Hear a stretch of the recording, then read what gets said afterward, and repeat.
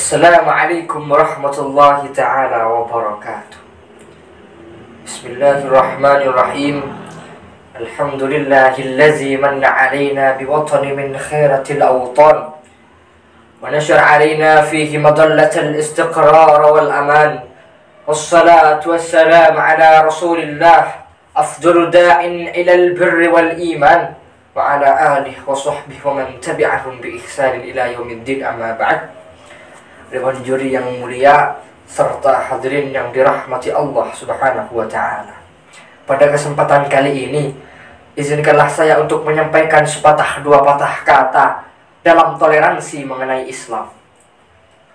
Hadirin yang dirahmati Allah, Allah Subhanahu wa ta'ala telah memberikan nikmat kepada kita berupa agama yang mulia, agama yang menyeru kepada kita untuk hidup toleran di antara banyaknya agama dan saling mengenal di antara perbedaan suku dan ras.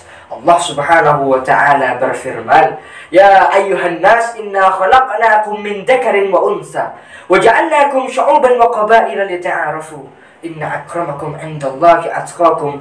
Innallaha 'alimun khabir." Wahai manusia, kami telah menciptakan kalian dari seorang perempuan dan laki-laki, dan kami ciptakan kalian agar saling mengenal. Sesungguhnya orang yang paling mulia di sisi Allah adalah orang-orang yang bertakwa. Hadirin yang dirahmati Allah, Islam telah mendarah daging dalam diri seorang muslim, yaitu berupa aspek kebaikan dan cara bergaul dengan orang-orang non-muslim. Cara bergaul ini dibangun dengan pondasi yang sangat kuat sehingga tidak dapat tergantikan. Apa aspek tersebut? Yaitu tidak ada paksaan dalam berkeyakinan. Allah Subhanahu wa ta'ala berfirman, "La ikraha fid din, qad tabayyana ar-rusydu minal ghayy." Tidak ada paksaan dalam agama. Sungguh telah jelas antara yang sesat dan yang benar. Nabi Muhammad SAW juga mempraktekkan hal tersebut. Maka dari itu kita tidak boleh memaksa orang lain untuk mengikuti agama kita. Kemudian kita harus menghargai mereka yang sedang beribadah di tempat masing-masing, seperti gereja, pura, dan lain sebagainya, karena tempat-tempat tersebut merupakan tempat yang suci bagi agama masing-masing.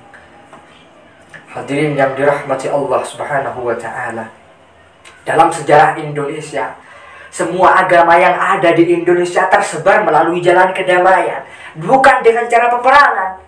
Maka apabila ada sebagian agama yang derajatnya lebih tinggi, hal tersebut hanyalah dampak sosial.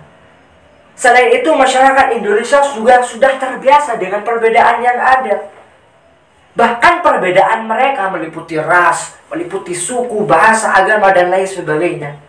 Indonesia terbentuk dari beribu-beribu pulau yang tersebar dari Sabang sampai Merauke. Maka apabila terdapat perbedaan di antara mereka, baik meliputi bahasa, agama, suku, dan ras, maka hal tersebut adalah ketentuan dari Allah Subhanahu wa ta'ala.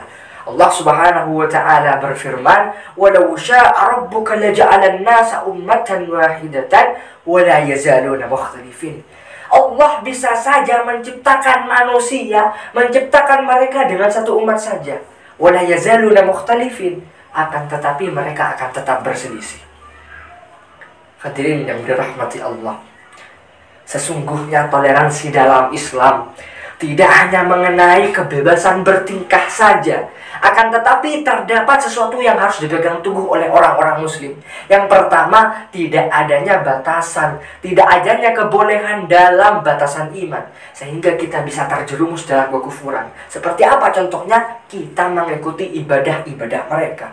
Kemudian yang kedua, tidak adanya kebolehan dalam batasan syariat, hingga kita terjerumus dalam keharaman. Apa contohnya? Seperti kita mengikuti simbol-simbol mereka yang merupakan adat dari mereka.